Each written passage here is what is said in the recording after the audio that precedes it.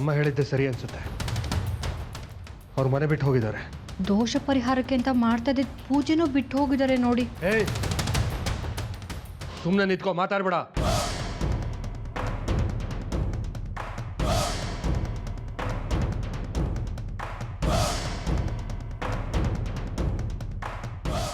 ಏನು ಎಲ್ಲರೂ ಹೀಗೆ ನಿಂತಿದ್ದೀರಾ?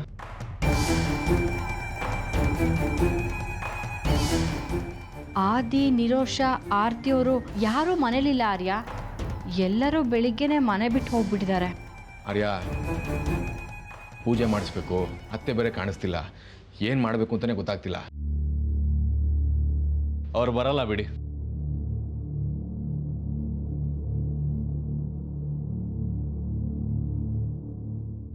ಟ್ರಾವೆಲ್ಸ್ ಓಪನಿಂಗ್ ಪೂಜೆ ಮಾಡಿಸಿದ್ದಾರೆ ಇವತ್ತು.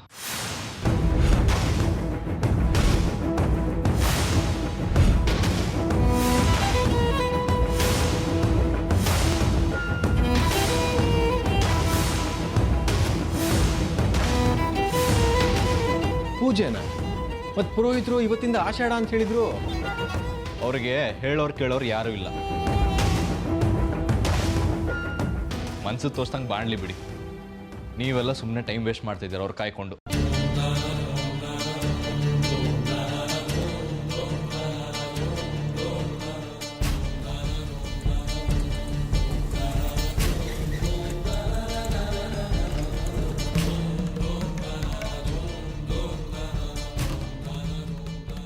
ಟ್ರಾವೆಲ್ಸು ಉದ್ಧಾರ ಆದಂಗೆ.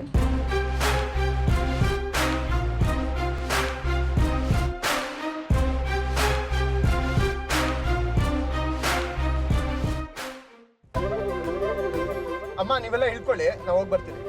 ತಿಂಡಿ ತಿನ್ಕೊಂಡು ಹೋಗೋ. ಬೇಡಮ್ಮ, ರೋಡಲ್ಲಿ ಹೋಗ್ತಾ ಹೋಟೆಲ್ ಮಾಡ್ಕೋತೀನಿ. ನರಸಿಂಹ ಒಬ್ಬನೇ ಕಾಯ್ತಿರ್ತಾನೆ. ಹೌದತ್ತೆ, ನರಸಿಂಹ ಒಬ್ಬರೇ ಇರಬೇಕು. ಅವ್ರು ಹೋಗ್ಲಿ ಆಫೀಸ್ಗೆ. ಹೌದಮ್ಮ, ಅವನಿಗೆ ಆಟೋ ಕಳಿಸ್ಬೇಕು. ನಾ ಹೋಗಿ ಬರ್ತೀನಿ. ಎಲ್ಲ ಇಳ್ಕೊಳ್ಳಿ. ಹುಷಾರಾಗಿ. ಹಾ, ಸರಿ ಅಮ್ಮ. ಹುಷಾರು ಕಣೋ. ಹಾಂ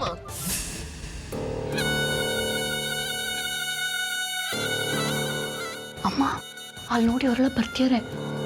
ಎಲ್ಲರೂ ಎಲ್ಲ ಕೆಲಸನ ಮುಗಿಸಿ ಎಷ್ಟು ಖುಷಿಯಾಗಿ ಬರ್ತಿದ್ದಾರೆ ನೋಡಿ ಅಲ್ಲಿ. ಅವ್ರು ಪಾರ್ದವ್ರು ಬಿಡೆ. ಹಾಗಂದ್ರೆ ಹೇಗೆ? ಮನೆ ಯಜಮಾನಿ ಅಲ್ವಾ ನೀವು? ಕೇಳಿ. ಆರ್ತಿ,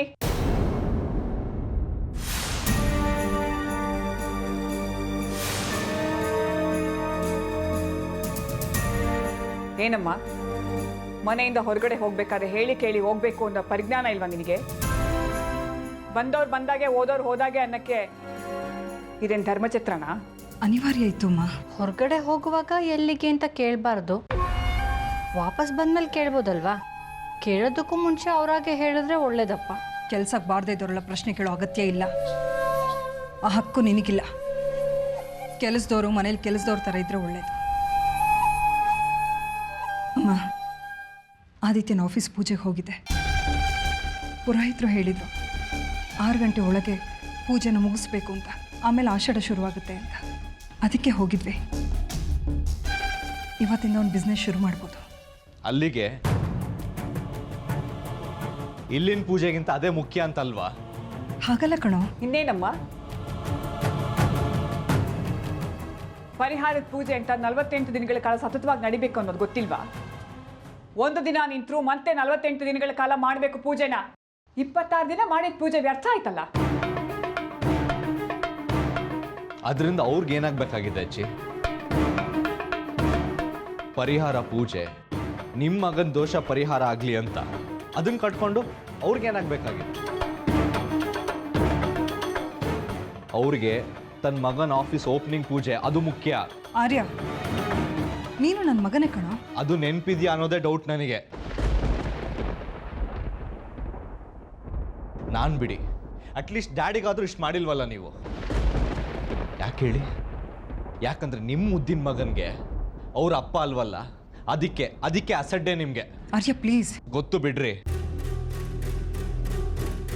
ಸಿಗೋದೆಲ್ಲ ಸಿಕ್ಕಿದ್ಮೇಲೆ ಸೂರ್ಯ ಅನ್ನೋ ವ್ಯಕ್ತಿಗೆ ಯಾವ ಆಪತ್ತು ಬಂದು ಏನಾದರೂ ಪರವಾಗಿಲ್ಲ ಅಲ್ವಾ? ಆರ್ಯ, ಬಾಯಿ ಬಂದಾಗ ಮಾತಾಡ್ಬೇಡ. ಏನೋ ಗೊತ್ತು ನಿನಗೆ? ಏನು ಅನ್ಕೊಂಡಿದ್ಯಾ ನೀನು ನನ್ನ ಬಗ್ಗೆ? ಬೆಳಿಗ್ಗೆ 4 ಗಂಟೆಗೆ ಎದ್ದು ಮಡಿಯುಟ್ಟು ಎಲ್ಲ ಏರ್ಪಾಡು ಮಾಡಿ ದೀಪ ಹಚ್ಚಿ 8 ಪ್ರದಕ್ಷಿಣೆ ಹಾಕಿ ಪೂಜೆ ಮುಗಿಸಿ ನಾನು ಈ ಮನೆಯಿಂದ ಹೊರಟಿದ್ದೀನಿ.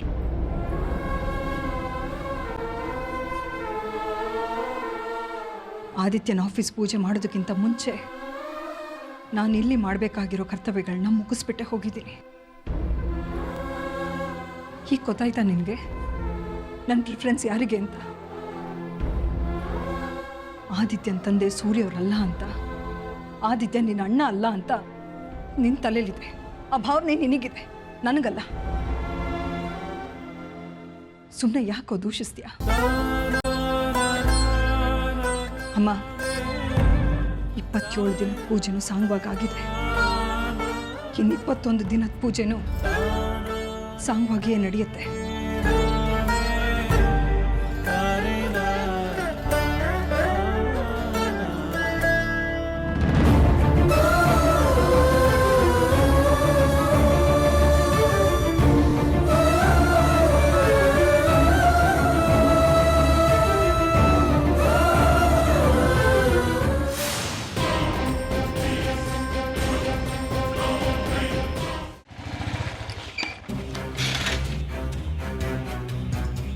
ರಂಜಿತ್,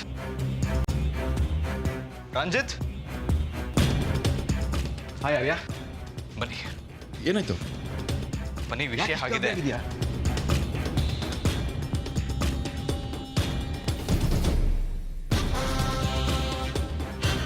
ಏನಾರ್ಯ, ಏನಾಯ್ತು? ಅವತ್ತು ಆದಿತ್ಯನ ಫಂಕ್ಷನಲ್ಲಿ ಬಾಂಬ್ ಇದೆ ಅಂತ ಹೋಕ್ಸ್ ಕಾಲ್ ಬಂದಿತ್ತಲ್ವಾ? ಹೌದು. ಆ ನಂಬರ್ನ ಟ್ರೇಸ್ ಮಾಡಿದ್ವಿ.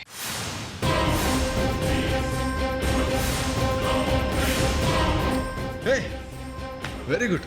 ನಿಮ್ಮ ಡಿಪಾರ್ಟ್ಮೆಂಟ್ ಬಗ್ಗೆ ತುಂಬ ಖುಷಿ ಆಗುತ್ತೆ. ಎಷ್ಟು ಬೇಕು ನಡೆದಿದ್ದೀರಾ? Very good. ಯಾವ ನಂಬರಿಂದ ಕಾಲ್ ಬಂತು ಅಂತ ಗೊತ್ತಾದ ಮೇಲೆ ನೀವು ಖಂಡಿತವಾಗ್ಲೂ ವೆರಿ ಗುಡ್ ಅನ್ನಲ್ಲ. ಯಾಕೆ? ಯಾವ ನಂಬರು? ನಿಮ್ಮ ನಂಬರಿಂದ ಕಾಲ್ ಬಂದಿತ್ತು.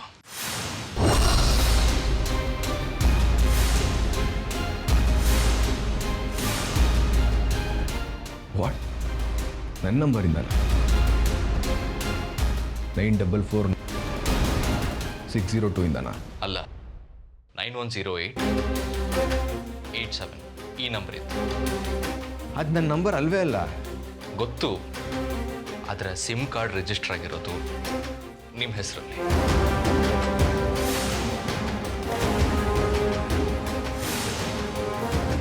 ಇಟ್ಸ್ ಇಂಪಾಸಿಬಲ್ ಆರ್ಯ. ನಾ ಆ ನಂಬರ್ ತಗೊಂಡೇ ಇಲ್ಲ. ನನಗೆ ಗೊತ್ತು ರಂಜಿತ್, ನೀವು ಹೊಸ ಸಿಮ್ ಕಾರ್ಡ್ ತಗೊಂಡಿಲ್ಲ ಅಂತ. ಆದರೆ ಸಿಮ್ ಕಾರ್ಡ್ ರಿಜಿಸ್ಟ್ರೇಷನ್ ಕೊಟ್ಟಿರೋ ID ಪ್ರೂಫು ನಿಮ್ಮ ಆಧಾರ್ ಕಾರ್ಡ್ ಮತ್ತು ನಿಮ್ಮ ಫೋಟೋಸ್. ಇಲ್ಲ ಆರ್ಯ, ಇದು ಸಾಧ್ಯನೇ ಇಲ್ಲ. ಯಾಕಂದರೆ ನಾನು ID ಪ್ರೂಫ್ ಅಂತ ಯೂಸ್ ಮಾಡೋದೆ ಡ್ರೈವಿಂಗ್ ಲೈಸೆನ್ಸ್ನ. ಆಧಾರ್ ಕಾರ್ಡ್ ಯೂಸ್ ಮಾಡಿಕೊಂಡು ಯಾವ ಸಿಮ್ ಕಾರ್ಡು ತೊಗೊಂಡಿದ್ದ ನಾನು? ಕರೆಕ್ಟ್. ಯಾಕಂದರೆ ಆಧಾರ್ ಕಾರ್ಡ್ ಮೇಲಿರೋ ಸಿಗ್ನೇಚರ್ಗೂ ಮತ್ತು ಅಪ್ಲಿಕೇಶನ್ ಮೇಲಿರೋ ಸಿಗ್ನೇಚರ್ಗೂ ಭಾಳ ವ್ಯತ್ಯಾಸ ಇದೆ. ಆರೋಪ ನಿಮ್ಮ ಮೇಲೆ ಬಂದಿದ್ರು ಅಪರಾಧಿ ನೀವು ಖಂಡಿತವಾಗ್ಲೂ ಆಗಲ್ಲ. ನನಗೆ ಅದ್ರ ಭಯ ಇಲ್ಲ. ಅಂದರೆ ಯಾರಿದನ್ನು ಮಾಡಿದ್ದಾರೆ? ನನ್ನ ಡಾಕ್ಯುಮೆಂಟ್ಸ್ ಯೂಸ್ ಮಾಡಿ ಸಿಮ್ ಕಾರ್ಡ್? ಅದೇ ಅರ್ಥ ಆಗ್ತಿಲ್ಲ ರಂಜಿತ್. ನಿಮ್ಮ ಫೋಟೋಸ್, ನಿಮ್ಮ ಆಧಾರ್ ಕಾರ್ಡ್ ತಗೊಂಡು ಹೊಸ ಸಿಮ್ ತಗೊಂಡಿದ್ದಾರೆ ಅಂದರೆ ನಿಮ್ಮ ವೈಯಕ್ತಿಕ ವಸ್ತುಗಳಿಗೆ ಆಕ್ಸಸ್ ಇರೋರೆ ಈ ಕೆಲಸ ಮಾಡಿದ್ದಾರೆ ಅನಿಸುತ್ತೆ. ಇಲ್ಲ, ನನ್ನ ಡಾಕ್ಯುಮೆಂಟ್ಸು ಅಷ್ಟು ಈಸಿಯಾಗಿ ಯಾರಿಗೂ ಸಿಗಲ್ಲ. ಯಾಕಂದರೆ ನನ್ನ ಡಾಕ್ಯುಮೆಂಟ್ಸು ಫೋಟೋಸು ಎಲ್ಲ ಇರೋದು ನನ್ನ ರೂಮಿನ ಕಬೋರ್ಡಲ್ಲಿ ಡ್ರಾಯರ್ ಇದೆ. ಡ್ರಾಯರ್ ಒಳಗಡೆ ಫೈಲ್ ಇದೆ, ಅದರೊಳಗಡೆ ಇರೋದು. ಅಲ್ಲಿವರೆಗೂ ಯಾರೋ ಹೊರಗಿನವ್ರು ಕೈ ಚಾಚಿದ್ದಾರೆ ಅಂತಂದರೆ? ಹೊರಗಿನವರು ಅದ್ರ ಬಗ್ಗೆನೇ ನನಗೆ ಅನುಮಾನ. ಅಂದರೆ ಮನೆಯವರೇ ಯಾರೋ ಈ ಕೆಲಸ ಮಾಡ್ತಿದ್ದಾರೆ ಅಂತ ನಂಗೆ ಅನುಮಾನ.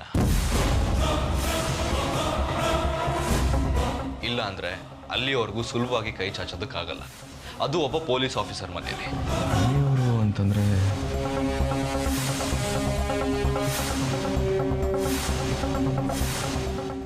ಅರ್ಪಿತಾ.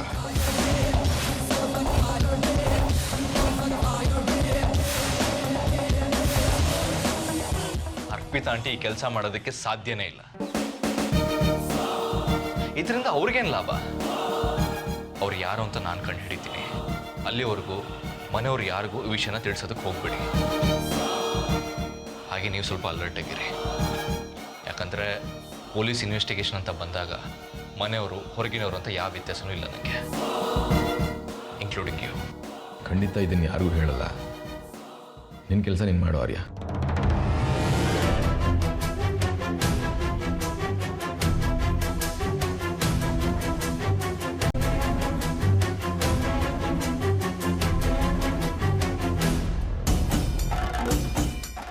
What's this nonsense? ನನ್ನ ಡಾಕ್ಯುಮೆಂಟ್ಸ್ ಯೂಸ್ ಮಾಡಿಕೊಂಡು ನನ್ನ ಹೆಸರಲ್ಲಿ ಸಿಮ್ ಕಾರ್ಡ್ ಯೂಸ್ ಮಾಡಿಕೊಂಡು ಫೇಕ್ ಕಾಲ್. ಭೈರವಿಯಮ್ಮ, ಭೈರವಿಯಮ್ಮ, ಅಮ್ಮ ಬಾಗಿಲು ತೆಗಿರಿ ಬೇಗ. ಯಾಕೆ ಬಾಗಿಲು ತೆಗಿರಿ. ಏನಾಯ್ತೆ? ಸ್ವಲ್ಪ ತಡಿಯೇ, ಬೆಂಕಿ ಬಿತ್ತೋಳಂಗ್ ಆಡ್ತಾ ಇದೆಯಲ್ಲ, ಯಾಕೆ ಹೇಳೋ? ಅನಾಹುತ ಆಗಿದೆ ಅಮ್ಮ. ಅನಾಹುತ ಆಗಿದ್ಯಾ? ಅಲ್ವೇ, ಇಷ್ಟು ದಿವಸ ಬಾಂಬು ಅಂತಿದ್ದೆ, ಈಗ ಅನಾಹುತ ಅಂತಿದ್ಯಲ್ಲ, ಏನಾಯ್ತಮ್ಮ? ಏನಾಯ್ತು? ಸ್ವಲ್ಪ ಸಮಾಧಾನವಾಗಿ ಹೇಳು. ನಾನು ಸಮಾಧಾನವಾಗಿದ್ದಕ್ಕೆ ಇವತ್ತು ಹೀಗಾಗಿದ್ದು. ನನಗೆ ಮಾತ್ರ ಅಲ್ಲ, ನಿಮಗೂ ತೊಂದರೆ ಆಗಿದೆ. ಏನ್ ತೊಂದರೆ ಆಯ್ತು? ಆರ್ಯ ರಂಜಿತ್ಗೆ ಹೇಳ್ತಿದ್ದ, ಹಾಕ್ಸ್ ಬಾಂಬ್ ಕಾಲ್ ನಂಬರ್ ಸಿಕ್ಕಿದೆ, ಆ ಸಿಮ್ ಕಾರ್ಡು ನಿನ್ನ ಹೆಸರಲ್ಲಿದೆ ಅಂತ. ಓಹ್, ಪೊಲೀಸವರು ಅಷ್ಟು ಬುದ್ಧಿವಂತರಾಗ್ಬಿಟ್ರಾ? ಕಂಡಿಡ್ದು ಬಿಟ್ರಾ? ಏನಿಷ್ಟು ಕೂಲಾಗಿ ಕಂಡು ಹಿಡಿದ್ಬಿಟ್ರ ಅಂತ ಹೇಳ್ತಿದ್ದೀರಾ? ಸಿಕ್ ಹಾಕೊಳ್ಳೋದು ನಾನು ನೀವೇ. ಸಿಕ್ಕಾಕೊಳ್ಳಲ್ಲ ಬಿಡೆ. ಭೈರವಿ ಅಮ್ಮ, ಇಷ್ಟು ಕಂಡು ಹಿಡಿದವ್ರಿಗೆ ಅಷ್ಟು ಕಂಡು ಹಿಡಿಯೋಕ್ಕಾಗಲ್ವಾ? ಆರ್ಯ ಮೊದಲೇ ಹೇಳ್ತಿದ್ದ, ಸಿಮ್ ಕಾರ್ಡ್ ತೊಗೋಬೇಕು ಅಂದರೆ ಡಾಕ್ಯುಮೆಂಟ್ಸ್ ಕೊಡಬೇಕು, ಫೋಟೋಗಳು ಕೊಡಬೇಕು. ಇದೆಲ್ಲ ಅವ್ರ ಕೈ ಸಿಕ್ಕಿದೆ ಅಂದರೆ ಮನೇಲಿರೋರು ಯಾರೋ ಈ ಕೆಲಸ ಮಾಡಿದ್ದಾರೆ ಅಂತ. ಪೊಲೀಸವ್ರಿಗೆ ಅಷ್ಟು ಗೊತ್ತಾಗಲ್ವಾ? ಹೇಳಿರ್ತಾರೆ. ನಿಮಗೆ ತಮಾಷೆನೆ. ಮನೆಯವ್ರು ಯಾರೋ ಮಾಡಿದ್ದಾರೆ ಅಂತ ಅವ್ನು ಅನುಮಾನ ಪಟ್ಟ ಮೇಲೆ ನನ್ನ ಮೇಲೆ ತಾನೇ ಅನುಮಾನ ಬಂದಂಗೆ. ಹೌದೇ? ಆ ಮನೇಲಿರೋರೆಲ್ಲ ಒಂದೇ ಪಾರ್ಟಿಯವರು. ಅಲ್ಲಿರೋಳು, ಹೊರಗಡೆಯಿಂದ ಬಂದಿರೋಳು ನೀನೇ, ನಿನ್ನ ಮೇಲೆ ಅನುಮಾನ ಬರೋದು. ನನ್ನ ಮೇಲೆ ಬರೀ ಅನುಮಾನ ಬಂದರೆ ಸಾಕು. ಅಪ್ಪಿ ತಪ್ಪಿ ಏನಾದರೂ ನಾನೇ ಅಂತ ಕನ್ಫರ್ಮ್ ಆಗಿಬಿಟ್ರೆ ನಾನು ಸುಮ್ಮನಿರಲ್ಲ. ಇದರಿಂದ ನೀವು ಇದ್ದೀರಾ ಅಂತ ಹೇಳಿ ನಿಮ್ಮನ್ನು ಸಿಕ್ಕಾಕಿಸ್ತೀನಿ. ಹೇಳಿದ್ದೀನಿ ಅಂತ ತಣ್ಣು ಕೂತ್ಕೊಂಡು ಸಿಕ್ಕಾಕೊಂಡ್ಬಿಡ್ಬೇಡ. ನಾನು ಹೇಳ್ದಂಗೆ ಕೇಳು, ಅದರಿಂದ ಹೊರಗಡೆಗೆ ಬರ್ಬೋದು. ಅಂದರೆ ಈ ಪ್ರಾಬ್ಲಮಿಂದ ಆಚೆ ಬರೋಕ್ಕೂ ನಿಮ್ಮ ಹತ್ರ ಐಡಿಯಾ ಇದೆಯಾ? ಅಷ್ಟು ಮಾಡಿದವಳಿಗೆ ಇಷ್ಟು ಮಾಡಕ್ ಗೊತ್ತಿಲ್ವಾ? ಏನು ಮಾಡ್ತೀರಾ? ಪ್ರತಿ ಸಲ ಮಾಡ್ದಂಗಲ್ಲ, ಇದು ರಿಸ್ಕಿ ಕೆಲಸ. ಹೌದಾ? ಅಂದರೆ ನಿಜವಾಗ್ಲೂ ನಾನೇ ಬಾಂಬ್ ಬಿಡ್ಬೇಕಾ? ಇದು ಒಂಥರ ಬಾಂಬೆ. ನೋಡ್ತಾ ಇರು, ಆದಿಗೂ ಆರ್ಯನ್ಗೂ ಹತ್ಕೊಂಡಿರೋ ಕಿಡಿ ದೊಡ್ಡದಾಗ್ತಾ ಹೋಗ್ಬೇಕು. ನೀನು ಮಾಡಬೇಕಾಗಿರೋದು ಇಷ್ಟೇ, ಆದಿ ಹತ್ರ ಹೋಗಿ ಕಾರ್ಗೆ ಅಡ್ವಾನ್ಸ್ ಕೊಟ್ಟಿದ್ದು ಯಾರು ಅಂತ ಹೇಳಬೇಕು. ಇದು ಮೊದಲನೇ ಕೆಲಸ. ಎರಡನೇ ಕೆಲಸ, 1 ನಿಮಿಷ ಬಂದೆ.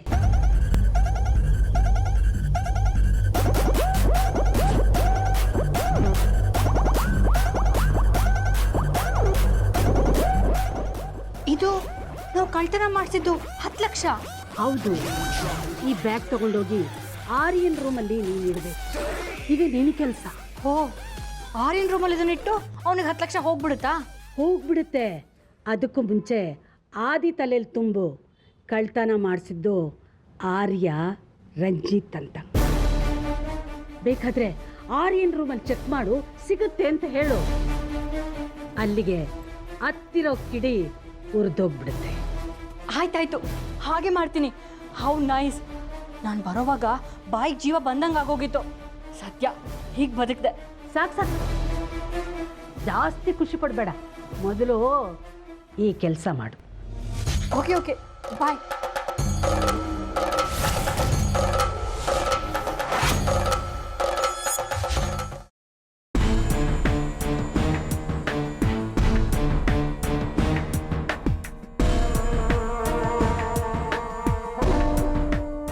ಇವಳು ಯಾಕಪ್ಪ ಇಲ್ಲಿಗೆ ಬರ್ತಾ ಇದ್ದಾಳೆ?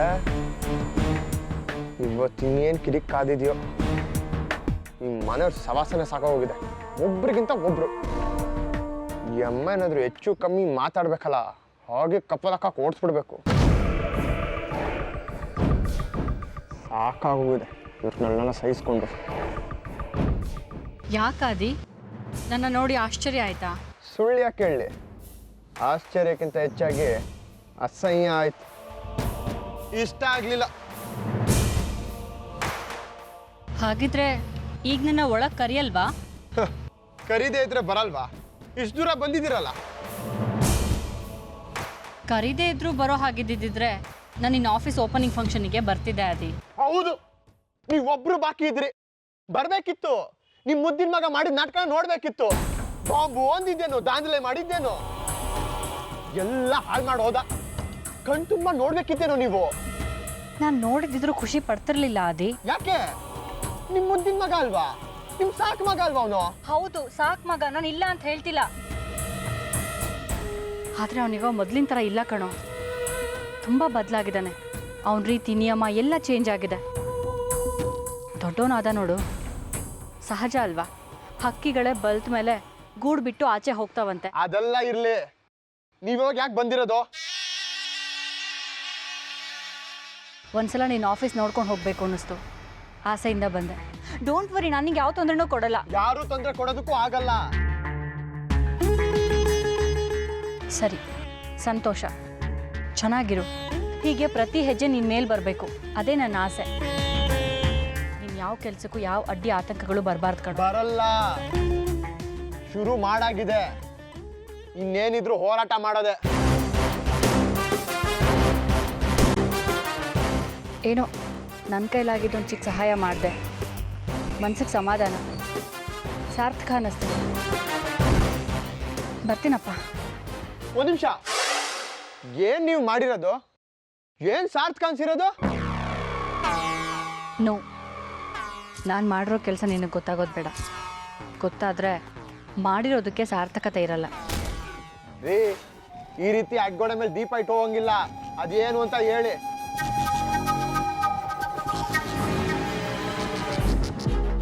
ನಿಂಗೇನಾದರೂ ಹೆಲ್ಪ್ ಮಾಡಬೇಕು ಅಂತ ನಂಗೆ ಅನ್ನಿಸ್ತಾನೆ ಇತ್ತು. ನೀನು ಪಡೋ ಕಷ್ಟಕ್ಕೆ ಒಂದು ಚಿಕ್ಕ ಅಳಿಲ್ ಸೇವೆ ಮಾಡಬೇಕು ಅನ್ನೋ ಆಸೆ ನನ್ನಲ್ಲಿ ಯಾವಾಗಲೂ ಇತ್ತು ಆದಿ. ಸುತ್ತಿ ಬಳಸಿ ಮಾತಾಡಬೇಡಿ, ಅದೇನು ಅಂತ ಹೇಳಿ. ನಿನಗೆ ಕಾರ್ ಕೊಂಡ್ಕೊಳ್ಳೋಕ್ಕೆ ದುಡ್ಡಿನ ತೊಂದರೆ ಇತ್ತು ಅಂತ ಗೊತ್ತಾಯಿತು. ಒಂದು ನಿಮಿಷ, ಅಂದ್ರೆ 10 ಲಕ್ಷನ? ಆ 10 ಲಕ್ಷನ ನೀವೇನ ನನ್ನ ಅಕೌಂಟಿಗೆ ದುಡ್ಡು ಹಾಕಿದ್ದು? ಹೌದು. ಇಲ್ಲ, ನನಗೆ ನಂಬಕ್ಕಾಗ್ತಿಲ್ಲ.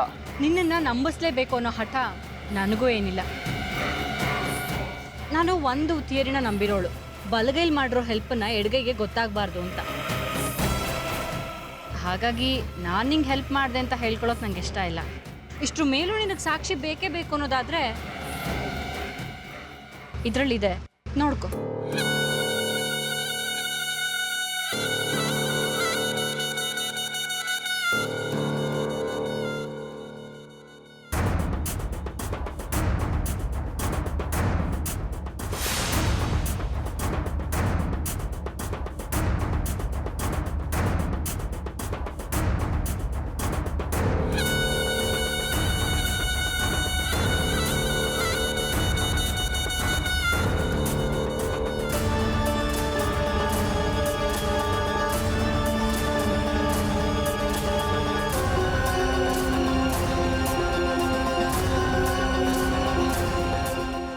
ಇದನ್ನೆಲ್ಲ ಯಾಕೆ ಮಾಡಿದ್ರಿ? 10 ಲಕ್ಷ ಅಂದ್ರೆ ಸುಮ್ಮನೆನಾ? 10 ಲಕ್ಷ ದೊಡ್ಡ ಅಮೌಂಟ್ ಹೌದು ಅಲ್ವೋ ನಂಗೆ ಗೊತ್ತಿಲ್ಲ. ಬಿಕಾಸ್ ನನ್ನ ಹತ್ರ ಇರೋ ದುಡ್ಡಿಗೆ ಯಾವ ವ್ಯಾಲ್ಯೂನೂ ಇಲ್ಲ. ನನಗೇನು ಸಂಸಾರನ, ಮಕ್ಕಳ ಯಾರಿದ್ದಾರೆ ಆಸ್ತಿ ಮಾಡಿ ಕೂಡಿಡೋಕೆ ಹೇಳು? ಆರ್ಯ ನಾನು ಸಾಕು ಮಗ ಹೌದು, ಆದರೆ ನೀನು ನನ್ನ ಮಗನ ಸಮಾನನೇ. ಅವನಿಗೆ ಅವಶ್ಯಕತೆ ಇರಲಿಲ್ಲ, ಕೊಡಲಿಲ್ಲ. ನಿನಗಿತ್ತು, ಕೊಟ್ಟೆ, ಅಷ್ಟೇ. ನಾನು ನಿಮ್ಗೆ ಅಷ್ಟೆಲ್ಲ ತೊಂದರೆ ಕೊಟ್ಟಿದ್ದೀನಿ, ಅಷ್ಟೆಲ್ಲ ರೇಗಿಸಿದ್ದೀನಿ, ಮತ್ತ್ಯಾಕೆ ಸಹಾಯ ಮಾಡಿದ್ರಿ? ಪರಿಸ್ಥಿತಿ ಹಾಗಿತ್ತು ಆದಿ, ನಿನ್ ತಪ್ಪೇನೂ ಇಲ್ಲ.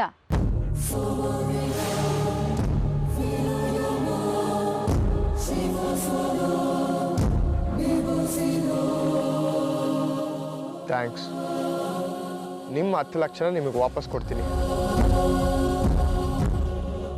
10 ಲಕ್ಷ ನನಗೇನು ಅಂಥ ದೊಡ್ಡ ಅಮೌಂಟ್ ಅಲ್ಲ ಆದಿ. ಅಂದರೆ ನನ್ನ ಹತ್ರ ಬೇಕಾದಷ್ಟು ದುಡ್ಡಿದೆ ಅನ್ನೋ ದುರಹಂಕಾರದಲ್ಲಿ ಮಾತಾಡ್ತಿದ್ದೀನಿ ಅಂತ ತಪ್ಪು ತಿಳ್ಕೊಬೇಡ. ನಿನಗೆ ಹೆಲ್ಪ್ ಮಾಡೋ ವಿಚಾರದಲ್ಲಿ ಅದೇ ನನಗೆ ದೊಡ್ಡ ಅಮೌಂಟ್ ಅಲ್ಲ ಅಂತ ಹೇಳಿದೆ ಅಷ್ಟೇ. ನೀವೆಂಥ ಹೊತ್ತಲ್ಲಿ ಕೈ ಹಿಡಿದ್ರಿ ಅಂತ ನಿಮಗೆ ಗೊತ್ತಿಲ್ಲ. ತುಂಬ ಥ್ಯಾಂಕ್ಸ್. ಗೊತ್ತು ಆದಿ, ನೀನು 10 ಲಕ್ಷನ ಕಳ್ಕೊಂಡಿದ್ದೆ. ಆ ನೋವನ್ನು ಇನ್ನೊಬ್ರು ಹೇಳ್ಕೊಳ್ಳೋಕ್ಕೂ ಆಗದೆ, ನೀನೊಬ್ಬನೇ ಅನುಭವಿಸೋಕ್ಕೂ ಆಗದೆ ಎಷ್ಟು ಕಷ್ಟಪಟ್ಟಿದೆ ಅಂತ ನನಗೆ ಅರ್ಥ ಆಗುತ್ತೆ.